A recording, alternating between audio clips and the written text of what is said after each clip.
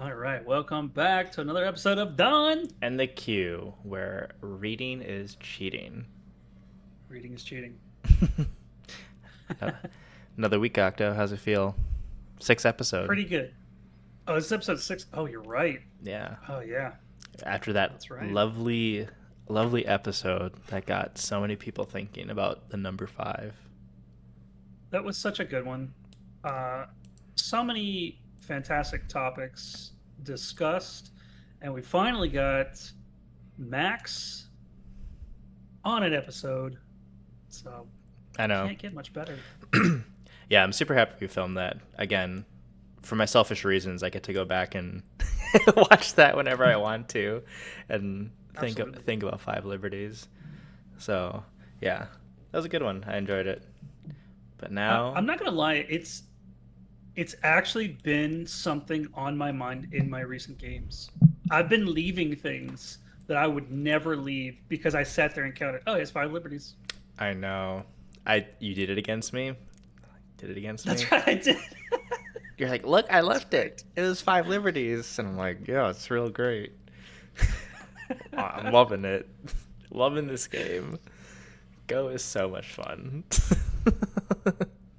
It totally is because there's so much to learn, right? There's So always something new to learn. yeah, so much of a love-hate relationship. At least for me as of late. I think that's a pretty natural feeling, But Yeah, you're has you're pretty quick to get over stuff. I would brood for the longest time over stupid stuff. you brooding? I Octo, know. no. Listen. you you would never brood. Flashback to when. Sorry.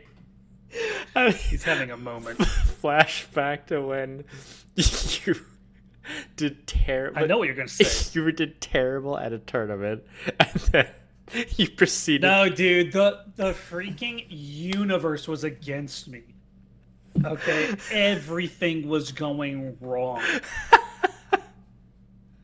I don't even want to talk about that. Okay, let me just sum it up with like two things. After I completely screwed up, like I played the worst two tournament games of my life.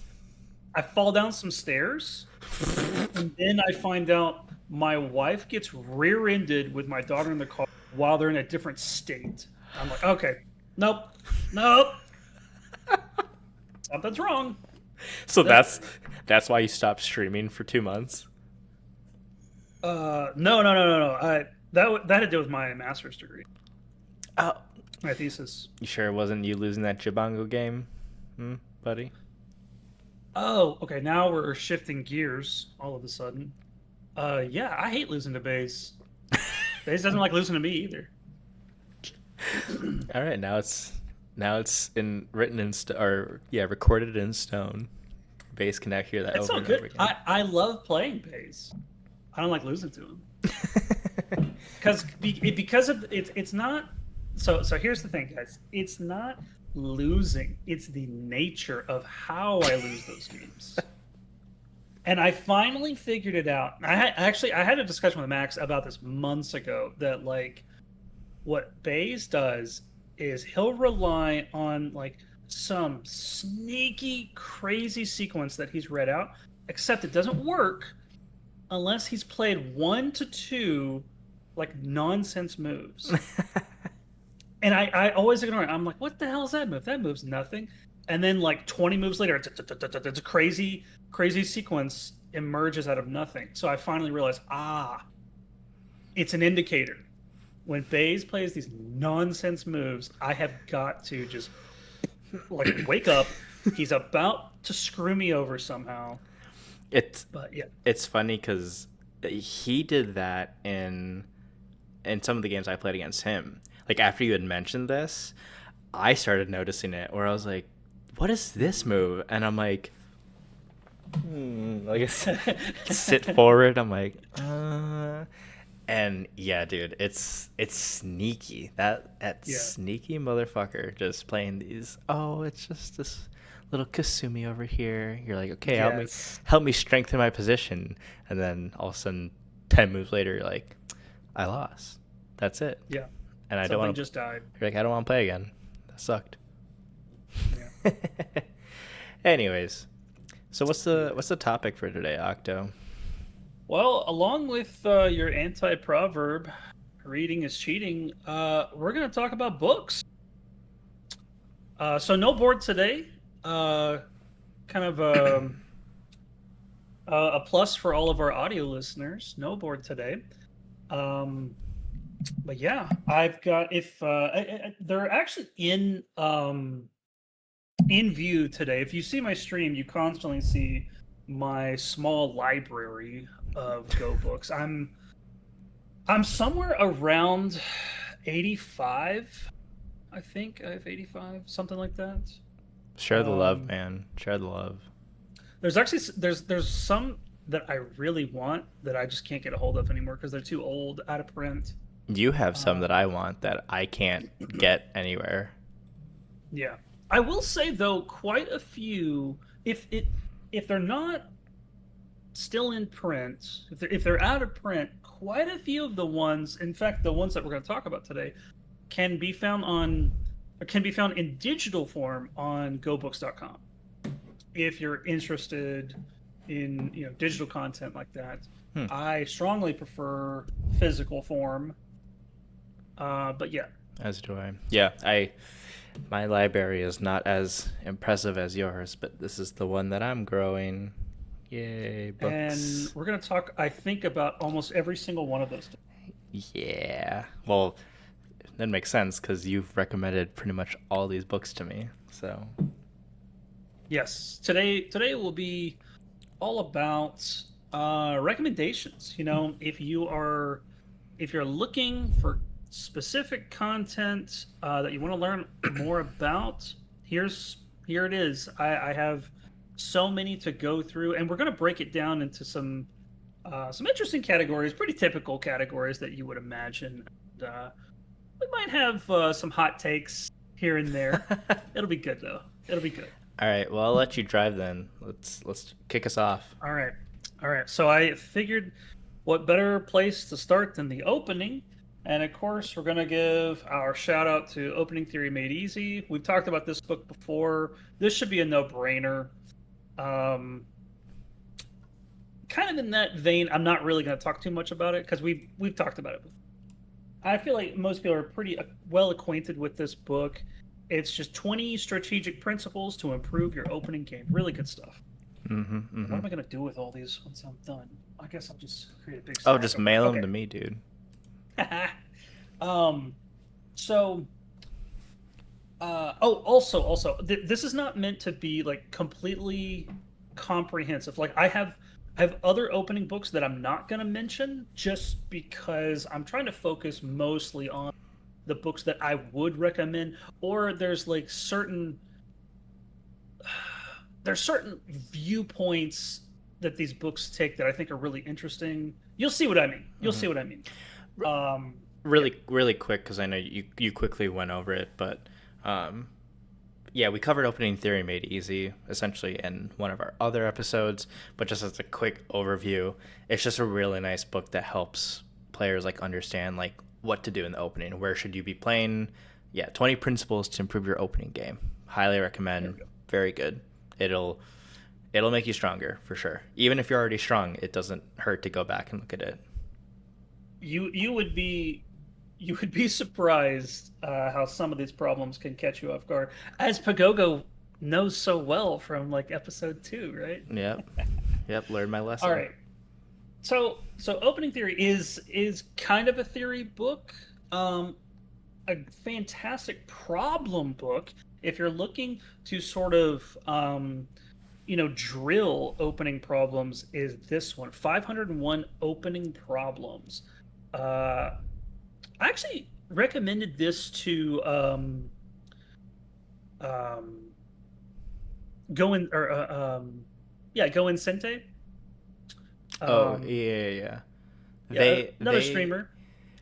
yeah, they wait, Go and send that they used to But make videos, right? right. Yeah. But anyway, um, yeah, this problem book is so good because it's about really like improving your intuition. And I'll say what always has surprised me about this book is how many urgent before big problems they'll throw in there because you'll get into this mindset like, okay, what's the biggest opening move? What's the biggest opening move? And there's just so many where it's like, no, you've got to take care of this urgent problem on the board, even though it's the opening. You've got to do this. And I just think it's so good. As you will see, a big part of my sort of Go philosophy is building our intuition, and I think this book does such a fantastic job of accomplishing that. Well, clearly you don't know what urgent is as of your last stream. I don't know what you're talking about. I have no idea what you're talking about, actually. I'm talking about the E2 thing with Papa Oh Snake. my God, with Papa Snake, dude. Papa Snake just wants to argue with me. It's all good. Yeah, It's all good. we don't need to get into it. It's just silly banter, whatever. So, along with the opening, we kind of need to talk about Joseki, and I want to Hmm. talk. I mean, pretty sure I've hit this one up before, but this is, in my opinion, the all-time greatest Joseki book in existence. It is Whole Board Thinking in Joseki, specifically Volume Two. Volume One isn't bad. It's just so many pincers because it's the low approach, and they're not really going to go over Shusaku diagonal or some sort of outside attachment. It's entirely pincers. But I think volume two, which is all about the high approach, gives you just a more well-rounded um, sense of Joseki. But the key point here is whole board thinking. What Hmm. this book actually is opening direction of play. Um, this is going to improve your opening direction of play so much. Now, I will say this book is almost impossible to find. It's so hard to find this book, but it Yeah. is pure gold. Yeah, I think I saw a copy of it like a month and a half ago on Amazon, and it was like $70. It was really Yeah, expensive, and it's not there anymore. It's gone. So yeah, if you really want the book, you're gonna have to put it in your little wish list and check it every once in a while for it. But yeah. It's really unfortunate, and I will say, a lot of those Josekis are outdated, but that's not really the point of the book when you get down to it. It's actually so much about improving your direction of play.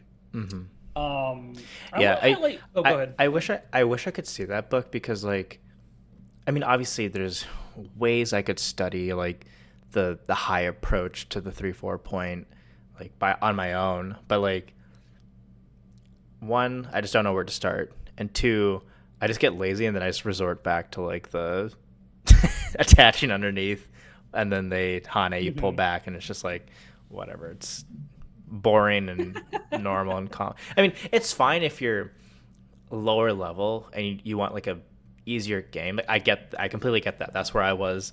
But as like you get stronger, you're like, let's spice things up a little bit. Let's make things a little different. Hmm. Yeah, I mean, AI does prefer the low approach.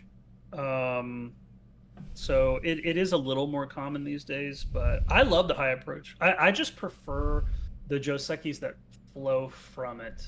Hmm. But yeah. One more um, sort of on topic book that I want to talk about. This was a really cool book too. Let me throw it up on the screen. It's called All About Joseki. Now, I'm pretty sure this book actually used to have a different title. I don't have the old copy, um, but I swear it had a different title. But this book is mostly divided up into two sections. The first half is correcting Joseki mistakes, um, which is mostly just small little errors that where your sense of shape or maybe your sense of direction is off. So we might be in the middle of a Joseki, or maybe somebody is somehow, and we've Oh, got to sorry, you think said. on the fly. Sorry, you kind of cut out there. You said, or someone is what? Oh, I said maybe someone has deviated Okay. from a Joseki somehow. So we might need to think on the fly, and it's kind of analyzing stuff like that. The second half of the book is choosing the right Joseki or the correct Joseki, which again is a lot of direction of play type stuff. But this book is pretty good too. Where, where can you find that one? I've never heard you talk about that one. It might be on Amazon. I'm almost positive it's the digital version is on gobooks.com. Okay. But it's a Slate and Shell. Here we go. It's a Slate and Shell book. So it might be That on Amazon. that's I a haven't looked. publisher, Slate and Shell. Yeah, Slate and Shell. Okay. Um, so Slate and Shell. I'm trying to think where they used to be based out of. Because like I know the only publisher I know of is like Casado Publishing Company. Yeah. So Slate and Shell basically went to Amazon only because I think due to tax issues, the overhead for a physical location became too expensive. Mm. But I think they still have really great content. I wish they'd do more, and I might talk about that a little bit more. We're gonna keep pressing with the opening, but we're gonna take kind of a right turn all of a sudden. So in line with the opening, there's a lot of AI stuff. So I wanted to showcase a few AI books, just to kind of throw it out there, because for the most part, AI has impacted us. Oh, sorry. Hold. I don't know what is happening. Like every Is once my in audio going crazy? every once in a while, your audio just like it just like cuts out. I don't know what's going on. Maybe it's like when maybe it's when I'm turning to look at the book. I'll Oh, try okay. and stay focused on the mic. Okay. Sorry about that. Anyway, all I was saying was that AI has made the biggest contributions to the opening. So most AI books that we see are somehow connected to the opening. So I'll name a few. These aren't necessary. Well, the first two aren't super impressive, but I wanted to showcase a few AI books if you're interested. One is AlphaGo's Enclosures. Yuan Zhao. Love this guy. Amazing Go writer. We're gonna see more of his books later, actually. Why The why is other he amazing? Why do you like him? he is just so articulate with the way he breaks down Go concepts. He's so good, and I'll talk more about him later. I'll Okay. talk more Okay. about him later. Okay. But another one of his books is actually AlphaGo's early 3-3 invasions. This one, in my opinion, isn't stellar. Like, it's good if you don't know those 3-3 sequences very well. But a big chunk of the book is literally just showing you like the first 10 moves of a crazy number of games of like like there's like 45 or 40 over 45 games in here where you're looking at like 10 to 20 moves of the opening, and somehow a 3-3 is in. Hmm. um I just I wish there's a I mean, I don't know what else there would be, but it is good to learn all those 3-3 sequences for sure. Is it mostly looking at the sequence, or is it saying how it like interacts with the whole board? Well, I think that's kind of the point of looking at those games, but there's not very much commentary because again, it's only like 10 to 20 moves. Okay. Got it. Got it. Yeah. Two other AI related books, which I actually think these are fantastic, and there's so much content here. Um, but these are Shibano's books. We have Joseki Revolution and Fuseki Revolution. Ooh. So you'll see a ton of the modern Joseki stuff in here. Also, how like all the Chinese Fusekis have been demolished by AI by a simple attachment, right? So he goes through explaining a lot of that type of stuff. Yeah. Is it? It's not like problem books, right? It's just like kind of No, talking about how things have changed and why. right. Okay. That sounds Um, interesting because like I'll have to like look into getting one of those ones because I do like reading Go. I recently I've gotten too many problem books, and so, and so like I don't want to just sit down and keep doing problems, and so something like that Hmm. sounds really nice. At least to get like as like a newer player to understand the history of like, oh, here's why this is like changed. Because like there are sometimes where I'll see either moves or like I'll be studying like looking at a video and they're like, yeah, here's this Joseki, it's like okay, but AI's changed it, or like it doesn't indicate that at all. It's like, yeah, here's this Joseki, and it's like, okay, cool, and then I go and try it out, and then like you or Max go, oh yeah, that's like old school, and I'm like, oh, I don't know. I would say you actually bring up a really good point. I have not really talked about rank context for any of these books, with the exception of Opening Theory Made Easy. I would not recommend any of these books for beginners. I would say you need to be an established SDK before. I mean, you're gonna do what you want to do. Yeah, But as far as like it being this material being beneficial for you, I think you need to be a certain strength level. yeah, and I can I can get behind that. Like when I bought and we'll probably talk about this book later, but when I bought Attack and Defense, um Yeah, like it's it was, it's like right here. yeah, I was about 9Q when I bought it and started reading it, and you had discouraged me from reading it because you were Yes. like, this is gonna be a difficult read, like this may be a bit like over your head a little bit, and I was reading it and I was able to absorb some of it and like try it out, and like I failed miserably trying out those new concepts, but like I mean this book is not that big, like it's pretty like small and like not that thick, but the content is like pretty dense, like there's a lot that you have to take in, and yeah, it's not an easy read. So like not saying like you can't read it and like understand what is being said, but like to really take it all in and absorb it, it's hard. Like I would not recommend if you're like if you were like DDK or even 9Q, like if Mm-mm. you do end up getting some of these more like No. difficult books, you will have you like you're gonna have to take your time reading it. You can't try and blaze through it and be like, oh, I soaked it all up. It's like, no, no, no. You have to be like really diligent and like look at it, and even then you're not gonna get it all. So Yeah. Um, Before I talk about that book, I did want to do like one quick thing because you were talking about this, or we were talking about like Shibano's AI books. To give you a little bit of context, for Joseki Revolution, it's like 3 or 4 chapters.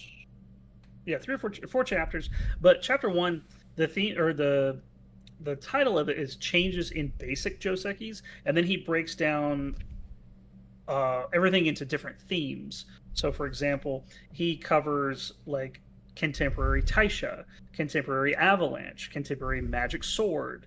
So he'll go and like sort of show you like why aren't we playing these things anymore, and how has AI made us think differently about some of these, you know, like historically well known Joseki. They have names. If a Joseki has a name, it's a major Joseki, they right? also have such cool names, like the Magic Sword, the Yeah. Avalanche. Like it's that's so cool. I yeah I should get one of those books.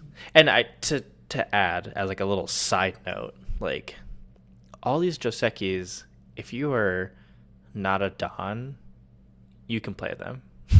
Like your games will be just fine. Don't think like, oh, I played this suboptimal Joseki that AI says is bad. It's like you're not playing like AI, nor is your opponent. Have fun with it. In that same vein, though, I would say like I wouldn't even really recommend this to players unless you're, I don't know, somewhere like mid queue to dawn, like low dawn. Just because like this isn't going to be something that's really going to enhance your game, um, to the extent that like, how has AI even changed Joseki? In reality, it's like micro point differences, Mm-hmm. Mm-hmm. right? We're not reinventing the wheel here. They're finding tiny little advantages. Usually, it's some sort of like Sente advantage that has come up that we were aware of and we shunned it for some bad shape reason, or we had no clue we could do something like this. But some simple Tawari analysis should have, made us aware of it. But don't get those thinking like, haha, I'm going to be a Joseki master now.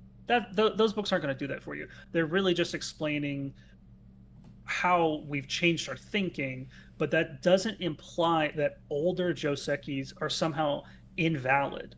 They're they're perfectly fine. Okay, let's move on to the middle game. So we were just talking about attack and defense. Wow. Yes, I have a huge bias for people below a certain rank wanting this book. I would genuinely say if you're not 5Q, I wouldn't read this book. Now, that being said, I probably did read it before 5Q. But I just don't like it's sort of a reward. Is that me? Sorry. I think so, yeah. I don't know who it is. It's sort of a reward versus the work type balance. I think it's going to be too much Mm-hmm. for most players, and I just don't think you're going to get that much out of it. You're going to learn something. Yeah. Don't get me wrong. Like you're going to see interesting middle game ideas, but this book is so dense, and I really don't think lower than 5Q. It's probably higher than 5Q is the intended audience. Yeah, I will also say I was not thrilled with the defense portion of this book. I I think Right. it was like the first thing it said was basically like, okay, when you're defending, like attaching is good. I was like, okay, I can use that. And after that, I was like, and then look at this stuff. This is how you defend. And I'm like, what? How did we make this leap to like attach? And then all of a sudden it's like, oh yeah, then you just like defend like this. And it's like all these various moves. And I'm like, what the heck just happened? So not not as happy with that. The chapter that like I have to read it again because like even looking back on it, I'm like, I understand what they're saying, but how to implement in a game is just like it blows my mind how you even do it. But that's chapter 6 when they talk about inducing moves. Mm-hmm. That shit, I was like, what? And then all of a sudden, I even when like talking to like Max, he's like, yeah, like some it's kind of hard to do in games, but like even at my level, like I'm starting to like find it now and see like, oh, this is an inducing move, and I'm like, Jesus Christ! I'm like, even if it's difficult for up to that level, I'm like, this is insane. But yeah, I think it's a great book, but it'd be like someone who's like, oh yeah, I'm in 8th grade, I'm learning my fractions and basic math, like pre-algebra. I know my concept of what I'm gonna let it slide. Octa's over here like Pagog0 on your fractions in 8th grade. Now it all makes sense. Yeah. But it's like, yeah, you're learning like pre-algebra, and all of a sudden you're like, oh, I really want to learn about calculus. It's like, slow your roll there, bud. Like, there's some other stuff you need to do first. Yeah. So, But I have sort of a solution, right? Because that book is so theory heavy. It's you have to really absorb that material. So like before, what I was saying was I'm really big into building our intuition. That's going to bring me to the next book. am I gonna guess correctly? Probably get strong at attacking. Oh shit! I guessed wrong. Wah, wah. But that is, aha! I have that book too. Yes. Get strong at attacking. So this is a problem book. And again, with these sorts of problem books, it's kind of teaching you middle game direction of play, right? And it's going to go over like imagine like we had the cliff notes of attack and defense. Dude, It's it's it's it's 5 pages of those cliff notes. It's like this is yeah, this is how you attack. Now here's the rest of the book. Here's like 100 plus problems, and you're like, yeah, okay, yeah, I'll let you finish. Then I'll add my portion. yeah. It honestly in those 5 pages, it's basically saying, okay, here's how you should use a cap. Here's how you should use knight's moves, shoulder hits. Here's what thickness is, and we're going to take all these ideas and we're going to just apply them over and over and over again in all these problems, and you're going to start to see. This was a big thing for me because I used to be terrible at the middle game, still am. But sort of understanding that middle game direction of play completely changed my game. I started doing things correctly all of a sudden. And just new things started happening in my game. It was fantastic. I always just I think there's a rank cap, a rank limit on this one. You could start reading this one earlier, but again, it probably won't benefit you until you're getting close to that mid SDK. But I think low SDKs could absolutely benefit from this. Yeah, I will preface by saying that when I bought this book, it was because I wanted exposure of various positions and how to attack because I just wasn't playing as many games. I asked Octo, I was like, do you think getting this book would help with that exposure part? And he's like, absolutely. So I was like, okay. So I got it. I started going through the problems.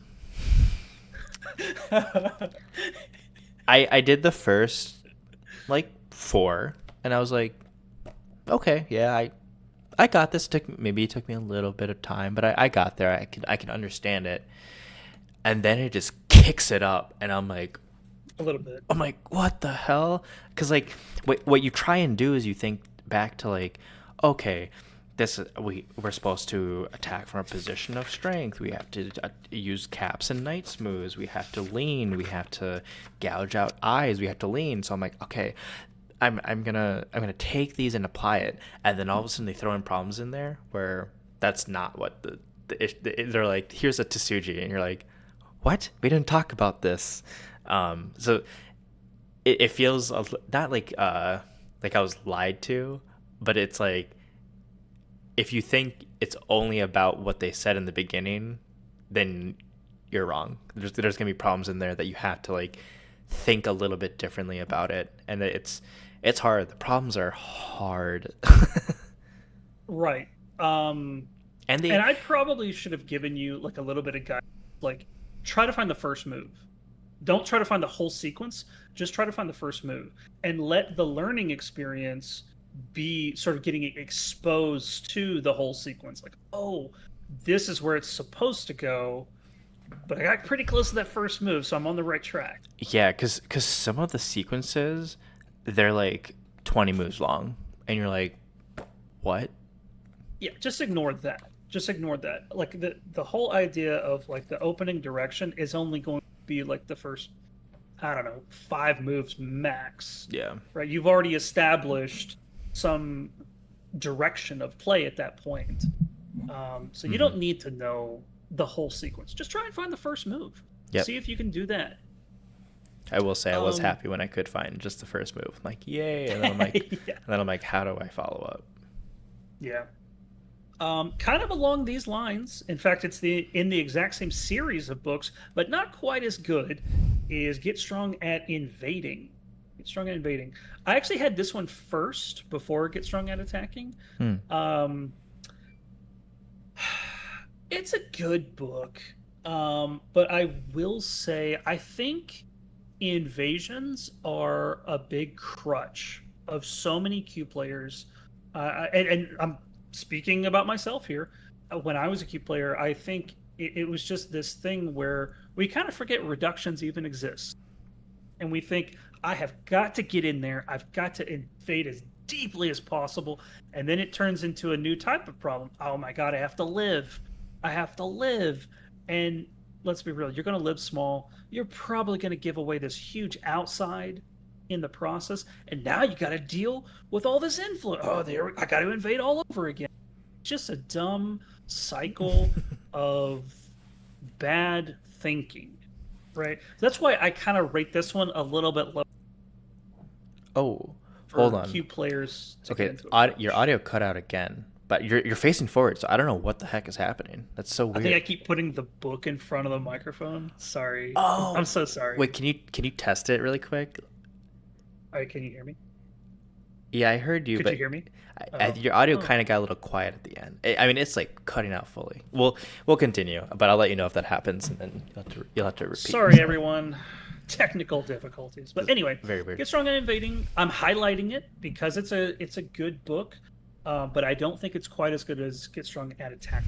Yeah, it. I felt like you just kind of like personally attacked me there about the invading part. No, no, no, no, no, no, no, no, no. I'm attacking every SDK. We all do it. We Yeah, all do it. no, but I mean like I just like thinking about my own game. That is that is something I'm so guilty of as of late. And in fact, in my game today, I didn't invade once. I just reduced from the outside, Yeah. and I crushed it. And I was like, I just need to reduce more. That's so much easier. Yeah. You run. um, You're like, oh, I'll just do a 2 space jump away, and then your opponent's like, haha, I'm gonna try and disconnect you. You're like, I don't care about that stone later, loser. yep. Um, Along those ideas actually brings us to the last book in our middle game section. This one, this one's pretty good. It wasn't quite what I was hoping it would be, but it's still a pretty decent book. It's called All About Thickness: Understanding Moyo and Influence. Hmm. Yeah, Um, you've talked about this one, and I've wanted to get it, but I don't know where to get it. I I actually wouldn't really recommend it. Just in the fact that I don't think it will really help you. It's interesting because they do something I've never seen another Go book do, in that they shade a lot of the regions of the board to Oh, try and give nice. you some interesting stuff. But it makes everything feel so busy. I don't think that I really like it very much. Um, See, that's funny because as this is a feature I used very early on. I don't use it much anymore, if at all, actually. But it was helpful for me when I was learning the game. Was on AI Sensei, you could turn the shading on to understand kind of like the radiation of like influence and stones, and that was right. actually really helpful because then I could kind of get a sense of like, oh, this is like what the stones are kind of doing. Um, so like seeing that in a book, I actually really like. Yeah, I mean, I do like that, but here's another complaint I actually have, is that a huge portion of the beginning of this book actually involves, if you notice, there's a lot of Blackstones on this board. It's with handicap games, which Oh, I don't really care about. But it does eventually stop, and they get into even games. But that was just something I didn't know going yeah. into it. Um, but we can see, like, if I this is about almost halfway, kind of the same stuff going on, but it just feels so busy. I don't know. I'm Yeah, kind of torn with there's it. there's a lot. I think I don't like the arrows with the words. I think if they had it like as just Yeah, text on the bottom, that'd be better. But anyways, yeah. All right, well, that about does it for middle game. Let's move on to end game. And I don't have a whole lot, but let's keep going with Get Strong series. Get Strong at end game, baby. This one's really good. I like this one a lot. Again, it's just a lot of problems, right? It's just kind of testing you, really. so But question about that because mhm, like whenever I look up endgame stuff like on YouTube, it's pretty much like how to count how many like points this is worth, and then it shows like the edge of the board. But there's like I've had games where like you and Max review it and you're like, oh, this is a really big end game, but it's like kind of happening like in more like in the middle edge of the board or like something like that. And I wonder, does that have that in that book, or is it purely about like the edges? I'll show you some. I'll show you some of the problems. So it'll look It'll look like this. Okay, so it's not as Now, closed off. It's still kind of right. open. I'll show you a little bit later on in the book as well. Okay. Okay. Now, the nice thing about this book is it's kind of divided up into in-game Tsujis, which is like the first one where you're trying to find like the critical move, and then later on in the book, it's all about in-game calculus. So it is testing you, like, Mm. okay, what is the swing value, stuff like that. I'm curious how I would do with the endgame Tsujis. I feel like I see some weird stuff. Yeah, I think that I think the Tsujis are way easier than the calculation, especially if you've never been exposed to Well, yeah, counting and stuff like that math is before. hard. Math is hard. But that kind of brings me to my next book, and this is a little pocket book. I think this thing is fantastic. This is absolutely a book that I would recommend to weaker players if you're actually interested in in-game. I don't think in-game is really that important, but you could argue, well, if you learn it, it's not changing the same way that like Josekis and Fusekis can evolve over time. Like in-game is pretty set in stone, right? So this book, it's a little pocket-sized thing. Playing the in-game, a brief introduction. William S. Cobb. Would I'm you sure some people will recognize that name. would you recommend it for me or no? It's hard to find. I don't really think you need this book. But if you don't really know anything about in-game or like even how to count, like how do we go through this sort of process of calculating how much an in-game move is? This is going to be the best introduction to that whole process, and it's super short. I mean, look how thin this little pocket. Mm. But yeah, I love this little in-game book. Not quite, not quite as valuable as Get Strong at in-game, but let's say you don't really want to invest a whole lot in in-game. I want to know, Behrman, what do I need to know?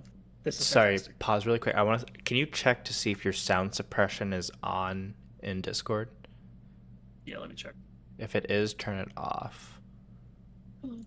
Because I think sometimes I've had it happen before, where sound suppression kind of clips your like voices if you like all of a sudden get like quiet.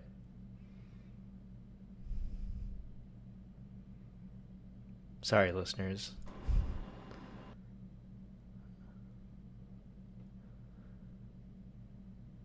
Oh my god, I can't hear you at all now. Wow, this is just great, isn't it? How about now? Okay, I hear you. Yeah. All right, we're gonna try this. Okay. Okay, Okay. let's try this out. Sure. One more kind of ish in-game book to highlight. It's not really one that I would recommend. I just think it's interesting. Um, and maybe I should have thrown this in a different category that I have. But we're already talking about in-game, so Monkey Jump Workshop. This I book, never seen that. yeah, yeah, it's a Richard Hunter book. And as we're going to find out in this episode, I have some interesting takes on Richard Hunter. This book is kind of like middle of the road, though. We're only talking about monkey jumps. Like, how much can we talk about? Well, actually, there's different flavors of monkey jumps, and sometimes we'll have certain positions where the full, like, large knights move is actually incorrect. We should play a small knights move instead. It's going over different values of monkey jumps. On average, your average monkey jump is worth about 9 points. Some are worth less. Some are actually worth more. Those are pretty rare. But I'm kind of just throwing that in there just Mhm. because it's kind of like a fun in game. I only had two other in-game books. I'm like, let's do one more. But now we're going to start breaking into more specific topics of books. In particular, uh, probably one of my favorite books. This is probably in the top five favorites. This one's so good. This is a Casado book, part of the Mastering the Basics series, Making Good Shape. Oh, making good shape. I would say that this is hands down the best shaped book ever. Um, they do a really good job in the beginning, like building your intuition, and then it's basically just problems, problems at the problems at the problems. I think there's 200 some odd Yeah. shape problems, and then there's like two games. There's a couple games in the back, a I didn't little. I didn't even realize there were games in the back. I finally, so I didn't either until like I've had this book for years, So sorry, but until your audio is still cutting out a little bit. Until when you said? until like 2 weeks ago, I just discovered Okay. there are games in the back. I had no idea. I That's actually played through so those funny. games, and they're not as impressive as you would probably want them to be. But these shape problems are phenomenal. You want to talk about like building your intuition? This is going to do it. Nice. Yeah. I really like this book. Um what's funny is like uh what I'm understanding about myself is like I'm able to understand like roughly what is happening with the shape, but the correct way to like poke at it is where I'm like wrong. And so this is really nice because I get to have that again, that exposure to seeing different shapes and being like, oh, this is how I take advantage of that. And because of that, I'm able to bring that into my games, and then as I'm playing, be like, oh, I don't want to make this move because then I end up with this shape, which is going to get harassed potentially. I don't want that, so I'm going to make this move. Or I see my opponent make a certain move, and then I'm like, ooh, that's how I can harass that shape. But in order for me to harass that, I need a stone over here. So then it's like, let me get this stone over here, and then I do this, and I'm like, aha. So yeah, it's fun. It's a good one. Yeah. Um, so often, and I'm gonna be a hater. I gotta throw it out there. This is one of my hot takes. I gotta throw it out there. So many people are obsessed with this free digital shape book, and I cannot stand it. I think it is probably one of the worst Go books I've ever read. It's called Shape Up. I think most Go players are familiar with this book, and you're going to see why this is like so weird for me to be complaining about in just a second. I feel like that Shape Up book is almost this catalog or like a dictionary of shapes, and it's so unintuitive because it'll just slap down a couple of stones and it's like, okay, here's a sequence, here's a sequence, here's a sequence. Now if we move this one stone to the right, okay, now you need to memorize all these other sequences, this sequence, this sequence. Okay. Oh, now we're going to add an opponent's stone to the position. Now you need this sequence, this sequence. And yeah, it's just trying to catalog like every possible way of thinking about it, and Yeah. that's not intuitive. Would you go and read a dictionary to have better understanding, better intuition of words? No, that's not how you're going to learn. Yeah. Um, this book is not like that. Yeah. Some people want want those books or those answers of like, well, how do I answer this shape when there's this surrounding stones? And it's like, okay, then maybe that book's for you. But I agree with you. If you're trying to like build your intuition, that's not the way to do it. It's not to memorize all these different sequences and positions and stuff. So now you're kind of touching on why it's almost contradictory for me to have that sort of viewpoint because I love Joseki so much, which involves a lot of memorization. That is true. That is true. But again, you kind of need to take a different perspective with a lot of that stuff. Like Joseki, there's so much shape theory that's involved in Joseki, but also direction of play. So yes, there is memorization involved, but there's a lot more going. Yeah. I don't feel like that book covers it very well. But let's keep going. I have one more like a pseudo shape book. This is a shape book, but it's more than that. It is Think Like a Pro, Hangma. That's in my wish list. Yeah, this one's pretty good. Hangma is not specifically shape. It's more about understanding the flow of stones through specific shapes. So this isn't going to be the same type of shape book. It's really. Let me give you an example. In fact, we'll look at something. So what she'll do is she'll give you a board position like this one, white to move, and then we're going to go through you know, a bunch of sequences as Go books often do. But the point of it is understanding particular shape moves and how what is the organic flow of the stones. Hmm. That's by Young Sun Yun, right? Correct. Correct. Yeah, yeah. I will say I do like her writing. I have another Mhm. book of hers, um, but yeah, I'm sure you're gonna touch on that book maybe later. Are you? Maybe I you don't. will. I Okay. will.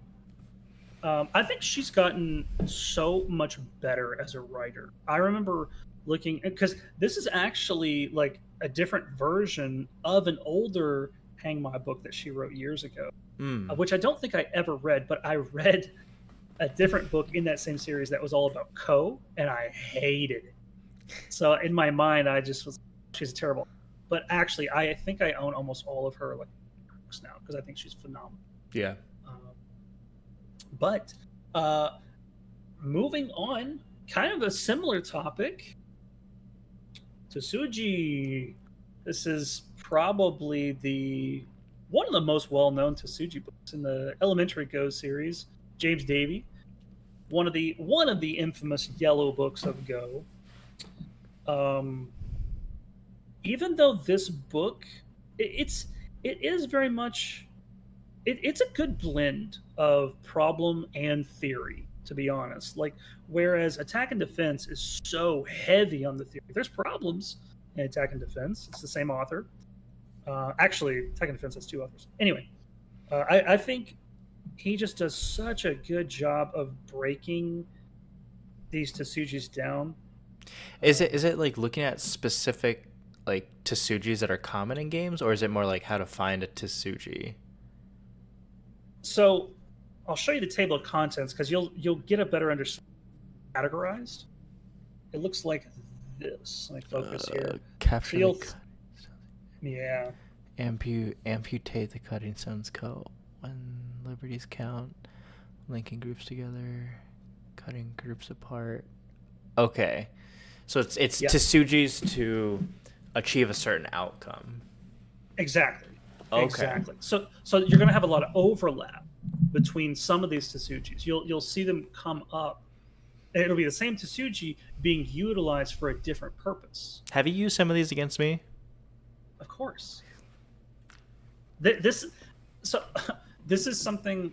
It wasn't this specific book. There was another Tesuji book that I was showing, which I don't own a physical copy of. It's called I think it's called Tasuji and Anti-Suji. Um, Mm-hmm. it's by Sakata, um, who normally I have a hard time understanding because his way of playing Go is kind of counter to the way my brain works. Yeah. But there were certain Tasujis in that book where I was like, this isn't a Tasuji. This is just the correct move to play.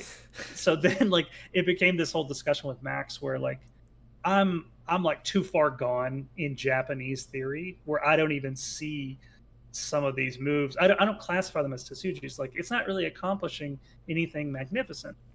So, in the same way that I sort of for me, I invented this idea of like micro thickness. It's like this to the extent that we can talk about degrees of thickness. It's not just this binary. Okay, it's thick or it's not. Mm-hmm. I'm trying to say, okay, there's got to be like some sort of spectrum, some sort of middle ground. I realized, oh, we can kind of have like a micro Tasuji, this Tasuji that isn't accomplishing something profound on the board. It's just serving the purpose needed in the best way possible. Right. Mm. So it could just be something like a connection to Tasuji. Right. Maybe we found like this Knight's move that like connects groups underneath. Right. Okay, that didn't like kill some group. It didn't split something apart. It just connected stones together. But it's a Tasuji. It actually is. Hmm. Um, That's interesting you say that because actually, whenever I hear Tsuji, I think I think about like life and death. Like that's like all I really mhm. thought about. Um, but which is funny because I even pointed out like I'm like thinking back to some of my games where I'm like, oh yeah, I saw this cool Tsuji, and like yeah, there's like some weird disconnect where like my brain just thinks about life and death, but like I've clearly expressed in words like, oh, here's this Tsuji that allows me to get this shape or like do this thing, and so it's like somehow there's like a disconnect there of like it's more than just killing or living. There's other Mhm. things to it. So Absolutely. I'll have to look at getting that one. So again, that one is a good balance of theory and problems. But if you once again just want to build your intuition, here we go again. Get strong at Tasuji. Oh, this is another phenomenal just problem book. Um, it's going to accomplish all the same things that we all the other things for all the other topics. Mm-hmm. But yeah, it's just a bunch of problems. Good stuff. Uh, two more. I'm kind of sad because I don't have the full collection, but these are books that I started studying this year. In fact, I Oh, haven't had them that long, and they're very old. But it's actually one of my favorite Japanese players, Fujisawa Shuko. It's a dictionary of basic Tsuji. Volume one's for attack. Volume two is for defending. mm. There is a volume three and four. I think they are connected to Sumigos. I don't remember. They're extremely hard to find. Volume three and four, almost impossible. Yeah. But Which, by the way, viewers, most of the books that we're talking about, you're either gonna find on like Casado Publishing Company, Amazon, or it sounds like Shell and Slate is maybe another place, or not really. well, they're not.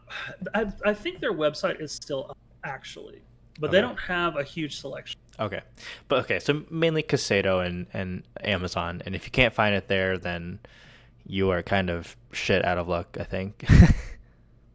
I will say these books are a little more theory than I thought they were going to be, but Fujisawa Shuko has a really interesting way of describing something. So you can get a good sense of like how many words per diagram, right? That's kind of Mhm. how I like to classify density of some of these books. Like we saw that thickness book, like the diagram is the entire page, right? There's Yeah. not very many words. Um, a lot of words. I know we're at an hour here, but and you still have books to go through. But one thing that I kind of find cool, and I didn't quite understand when I first started getting into Go, is the fact that like there are like rare books. Like it's so crazy to think we live in a day and age where like basically all information is at our fingertips, right? Like you can either find it online, you can order a book of it and it's going to be at your house the next day, but literally for some of these books they're just not in print. Like you have to hunt them down, and I think that's one, it's frustrating, but two, it's kind of cool because like if you come across it, you're like, oh my god, I found this book, and so now you're like I gotta get it, I gotta get it, even if it like especially if you find it at a good price, you're like, oh, it feels good. But when it's like super expensive, you're like, oh, this feels terrible. But like I had went to a bookstore like 2 weeks ago, and when I was there, it was like half price books, and so like a lot of like reused books, and so I was like, ooh, I wonder if they have anything on Go. And I actually did find a few things. Um, One of them was like the like graded Go problems for beginners. I was like, okay, cool. Hmm. One of them was like a Janice Kim book. There's another one. I didn't buy it because I was like, this kind of looks bad, but it was like, what was it? It was titled like the, Yeah, I know what you're talking about. the It magic was of some like it was like the magic of Go, and it was like written by Chochikun, and it was like a brief history, and he talks like very little about Go. It was so bizarre to find it, but I was like, oh, that's kind of cool. all right. I'm gonna try and speed it up a little bit. So I'm gonna breeze through what we have. Hmm. Um, so now we're gonna talk about Sumigo books. And let's be real, there's so much Sumigo out there. Do you really need a Sumigo book? Maybe not. I'll show you what I have though. I'll show you some cool stuff there. These weird little blank pamphlets that I have, I actually downloaded Cho Chakun's Encyclopedia Life and Death, took the PDF to Kinko's, and they printed me out this very nice little spiral bound pamphlet, bound the whole thing for me. They did everything. I Oh, think this is nice. fantastic. Just kind of like an easy way just to like if you want to run through those problems, you don't have to look at it. You don't have to look at the digital copy. You can Mm-hmm. do this. Nice. Um, but an actual problem book, 1001 Life and Death Problems. Uh, Another really good Casado Mastering the Basics book. Again, it's just problem after problem after problem. Now, if you're looking for something that's a little bit more than problems, I do have a couple of life and death theory books. At least that's how I would categorize it. In fact, whenever I want to try and like pump myself up for Sumigo because I hate it so much, I usually read this book because it actually makes me appreciate Sumigo so much more. This book is phenomenal. Key concepts in life and death, inside moves, and under the stones techniques. Now, Mm. Richard Hunter, I said we're going to have some hot takes. This book is awesome. This thing is phenomenal. So the first half, this inside moves, it's all about Nakade, right? Dead shapes. And then under the stones techniques, under the stones is like it's hard to describe what it is. I'll let you look it It's up. yeah. The best way I can describe it is you are playing stones inside the shape that you know are going to die, and then once they Yes. die, then you get to play another move where they would have where those stones were, and yeah, that's like what it means by under the stones because it's stones that are underneath the ones that had died. I think. Typically there's a capture that's involved, and in the process of that capture you can capture back, but not in like a snapback way. Like I said, it's very hard to describe Yeah. what that actually is, but just to give you like some context, it is kind of like a theory book. You can see there's a lot of words in here. Mm-hmm. um, but this one's phenomenal. Like if you don't understand how to build dead shapes or what Nakade really even is, this one is terrific. I'm going to Mm-hmm. give you kind of a weird little one-off. This is kind of it's almost like a Sumigo Tsuji type book called Magic on the First Line. Almost every single, this is kind of a spoiler, almost every single answer is the 2-1. But that's kind of the thing, the magic of the 2-1. Yeah. It's similar to the last one. Now, one of the books you're talking about earlier, another Young Sun Yoon book. Yep, Mastering Basic Corner Shapes. This is a thick boy. This is a This thing, very thick book. this is a big book. And she does such a fantastic job. Look at the cover. Do you see how she has this like 1, 2, 3, 4? This whole idea of like progressive Sumigo is genius. The way she'll do it is number one will be almost the very end of the. You're literally looking for that killing move, right? So then she'll back the problem up maybe 2 moves. Like, okay, I know I'm supposed to kill, but I need to play this other move first to reduce the eye space some. Okay, so now I'm playing 2 moves, and then she'll back it up again, 2 more moves. So now we're at like 3, Mm-hmm. problem 4. So by the end of it, you have intuitively learned the killing procedure of this particular shape. Yes. Yep. Um, Yeah, it's very good. I really like. I haven't gotten too in depth with this book yet.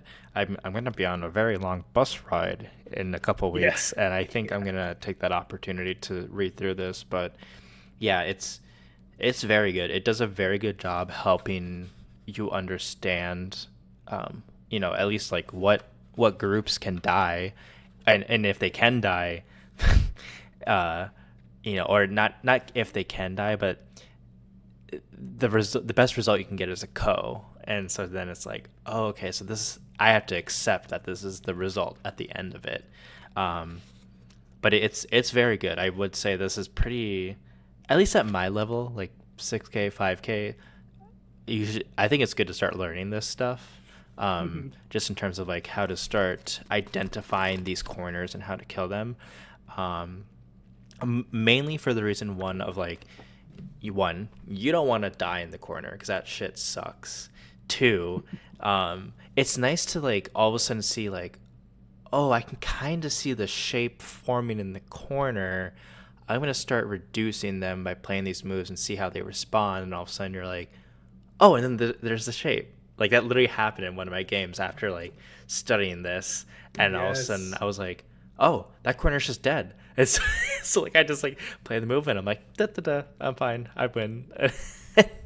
And like, it felt so good just to be like, haha, I read a book, so I cheated. Reading is cheating. Reading is cheating. One other quick plug for all of her books. To be quite honest, you'll notice she has QR codes Oh my god, yeah. implanted in her books, which instantly take you to her YouTube channel, where she already has a video pre-made going in depth over the exact problem you're looking at. Genius. Yeah, it's so good. Go support this lady. She is so good. Yeah, by the way, so her name is Young Sun Yun on YouTube.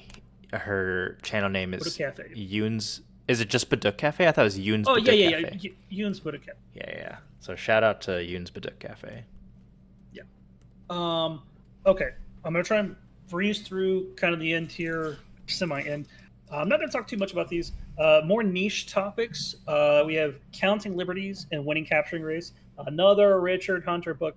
This one's about middle of the road, in my opinion. A little bit of math heavy on the front end, trying to get you to memorize a somewhat simple equation to know ahead of time, am I going to win this capturing?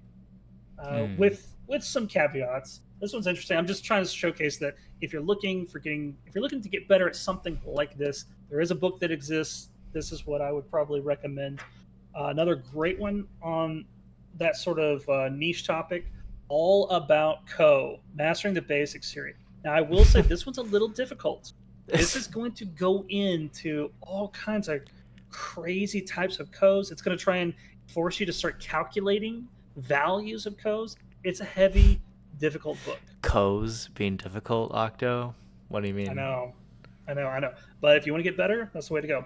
And likewise, we have Sabaki, The Art of Settling Stones. This one's really nice too. I see this more as like an exposure book to sort of light shapes you didn't even know existed. But it's mostly a problem. Mm-hmm. Mostly a problem book, kind of in that same series, Mastering the Basics. Yeah. So, if you're interested, and I will say, I've only ever seen, I think, 3 total Sabaki books. One is a Yin and Yang book that I've never read before. One is a Yoda Norimoto book that I don't like. I don't like the way he explains things, but I do like that Sabaki book. Also, quick shout out to Go Magic. Pretty soon, in a very, very near future, Chris Sagner is going to be coming out with a Sabaki course. I am so excited. There's not enough Sabaki content. It's going to be fantastic. Yeah. Yeah. Okay. I don't know if you would call these Sumego books. And I don't know, you didn't touch on them, but the graded Go problems for beginners. I don't like them. I know they're super popular. I just don't like them. Why is that? Because it's Sumego. Because it's Sumego. Okay, so it just falls underneath the Sumego category. I see. Yeah, I think they're fine. They serve their purpose. Yeah, and definitely like follow what they say. Like, well, even like this one says like 20 to like 15Q. Mm-hmm. Some of them like even I'm like, yeah. I don't know. The rankings are off for sure. Yeah, so like, yeah, I would, if you're still SDK, like this one right here for the 20 to 15Q, like which is volume 3, by all means take a look at. I haven't even touched volume 4 because I was like, yeah, if I'm still struggling on some of the ones from volume 3, I'm like, I don't know what makes me think I can do volume 4. So anyways, all right, we're gonna pivot topics just a little bit. I want to because I said I was going to come back and talk about him. Yuan Zhou. This is the Master Play. There's a whole series of these Master Play books, but this one in particular is the playing style of 7 top pros. This one features Sakata, Takagawa, Fujisawa Shuko, Rin Kaiho, Nie Wei Ping, Ma Zhaochun, and Cho Hunyun. But he has others that are dedicated to only 1 or 2 pros. I have them all here. I just didn't want to get them. I want to give such a big shout out to him. He is, like I said before, he's so articulate with the way he explains Go, and he doesn't just have pro game books. He also has other like kind of like Q reviews. He's looking at a lot of Q games and just saying like, this is a typical Q mistake. This is the wrong idea. We should be playing this way instead. Stuff like that. But along those lines, I also highly recommend his other book, Understanding Dawn Level Play.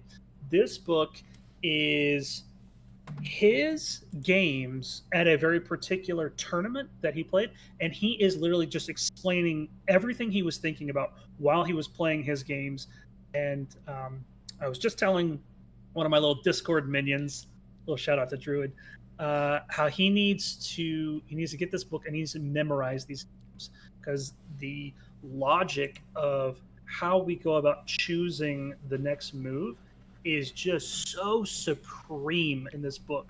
This book does such a good job of just analyzing board positions and really just filtering out, this is what you need to be thinking. Really good. Yeah, I really want to get that book and do what you have instructed myself and Druid to do, which is read it and then I think you said each week memorize a game. Take a week to there's 7 games. I said week 1, go through the entire book, look at every game, read everything there. Then week 2, you're only going to memorize the first game. So I want you to play through, get to the point where you have the entire game memorized, because what you're actually doing, you're not just memorizing the moves, you're memorizing the logic of the moves, and that will completely change your perspective, because it's going to force you to believe the justifications of a high level. He's like 8 Dawn. He's really high level player. And he's actually, in case you haven't looked, he's actually going for the pro qualifier this year. I really hope he gets it. I'm going to be rooting for him. Okay. Wait, Second sorry. to last. Pro qualifier in North America? US, yeah. Okay, got it. Yeah. Okay. 2 categories left. This one is probably some of my favorites. And these should be no-brainers. Lessons of the Fundamentals. I don't know why everybody has such a weird opinion. There's so many people who hate this book. You're wrong. You are wrong. This book is phenomenal. And Kageyama just pours his personality into this book. It's so good. Even if you don't understand the concepts, just absorbing his thoughts is just worth it. Yeah, that was the first Go book that I read that you recommended to me, and it's entertaining. Like there's good like little stories in there, and I think my favorite story was when he was like, "Yeah, I can't remember what the topic was, but he was like, my student who was a 3 Dawn is like, yeah, I've been really working on this and I'm doing so much better." And he's like looking at the game and he clearly like says to his student like, "You think this is good? Boy, you are so like beyond help then." And you're like, God damn, like that's brutal. But yeah, he's very funny. I do recommend it. And it's a nice book for beginners too. That's why I like it. Yeah, you might, as a beginner, you might find a few. Oh, you cut out hard there. Not. I was saying, as a beginner, you might find a few things confusing or maybe just a little inaccessible. But it's a book that you're going to want to come back to at different stages of your Go progression. Yeah. You're gonna in the process of like sort of relearning these ideas. It's going to be revolutionary almost every single time. Something similar but a little more all-encompassing is the Black Book of Go, Fundamental Principles of Go. Can you lower it just a little bit? Oh, okay, there we go. Not fundamental lessons, fundamental principles of Go. Yin Yang, really good stuff. He literally goes from like almost beginning to end of Go. He goes over first moves. He goes over efficiency of Joseki. He goes over long versus short in like a pincer, or high versus low. That's another big concept. He goes over all kinds of different topics. This book is phenomenal. Now, I'm going to talk about my all-time favorite Go book, written by my all-time favorite Japanese player, Hane Naoki. This is the Way of creating a thick and strong game. Oh, I just realized I confused that book with another one earlier. Okay, yes, this is the one that you're like, this book's amazing. I love this book. I love this book so much. This the way he wrote this book, he divided up into like three stages of his Go career. It was like when he was an Insei, when he was like a low P professional, and then when he's like 8 and 9P winning titles. So you get to see like how he like maintained his identity, but he refined it over the course of his entire Go career. Phenomenal. And And it's a nice way to sort of understand thickness. and where can you get it, Octo? Well, Yeah. this one, Yeah. this is another one. This is the Heart of Go Discovery series by Hinoki Press, which no longer exists. The Heart of Go Discovery series is also very difficult, unfortunately. Yeah. I think when I looked it up on Amazon, they technically list it, but it's like it's out of stock. Sorry. Sorry. All right, last category. We will wrap this up. These are the bad books of Go. Probably my three least favorite that I own. Technically, that's not true. One of them is the absolute worst Go book ever written, even worse than Shape Up. Okay, now these first two, they're not necessarily bad books. I just think they could have been better, and they weren't exactly what I wanted. Which is crazy because this first one is in the Mastering the Basics series by Casado. It's Fight Like a Pro: The Secrets of Ki. It's basically just some analyses of pro games where the pro had to find this insane Ki move to like resist what was happening on the board. Mm-hmm. I don't feel like I learned much. I don't know. This one was a disappointment. Don't know. This next one, this book. I didn't realize that this book was basically going to be a book of trick moves. It's called New Moves by Alexander Dinesh and An Young-gil. What you might not know is that back in the day, and I'm wildly dating myself, Dinesh used to sell Josekis. I don't think he does anymore, but I haven't like actually looked at his website. So he has put a lot of effort into discovering different sequences that aren't often played, and then how's that going to follow. And he used to sell them. He used to sell like little mini courses on his website to like explain the sequence, right? So you're basically buying Josekis at that. Nice. But yeah, I mean it's not that bad. This book isn't that bad, but it just feels like I'm looking at a bunch of trick moves, which I don't like. Mm-hmm. So now, here we go. This is it. This is the last one. This is absolutely the worst Go book ever written. I think I know which one it is, but go ahead. Oh my god. Crosscut Workshop. Oh no, it's Richard freaking Hunter. What were you thinking, Rich? This book drives me crazy because it's literally the opposite of building intuition. So he'll go through. He goes through this whole process, like to like prep you. He was like, okay, here's a crosscut. You know, we're gonna like kind of order the priority of moves we want to consider. First thing, what's the first thing you want to consider when a crosscut happens? What do you do? I'm asking you. When a crosscut happens? Yeah, what do you think of? What's the first move you should think of? Extend. Exactly. We should be extending. Typically, we're going to extend from the weaker stone, which is often the stone that's on the third line. Mm-hmm. But every so often, there are times to Atari. Most of the time, we don't Atari. Usually, Atari is going to result in a thing. So he kind of preps you with like certain surrounding stones. Like you have like a crosscut happening in the middle, and then there's stones surrounding it. Okay, what do we do? And as he's prepping you, it's like, okay, it's the natural move. We're going to extend. We're going to do this, blah, blah. And then you get to the problem set. And it's like, here's that thing. It might be just a little bit different, but it's basically same looking problem, just a little bit different, just so he's not giving you the same problem. What do you do? Okay, we're gonna extend. Wrong, idiot. Of course, you Atari. What were you thinking? Stupid. I swear to you, I have come back to this book so many times throughout my life thinking, okay, I'm strong enough. I am not going to get fooled by this nonsense again. I'm going to read it all. I'm going to see it. Every freaking time. This book pisses me off.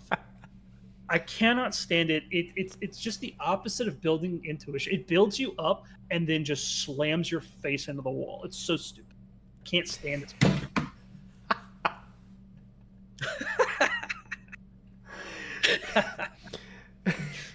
Just hearing the book slammed out is so. All right, there you have. That's Octo's Wait. What about book recommendations. what about the What was it?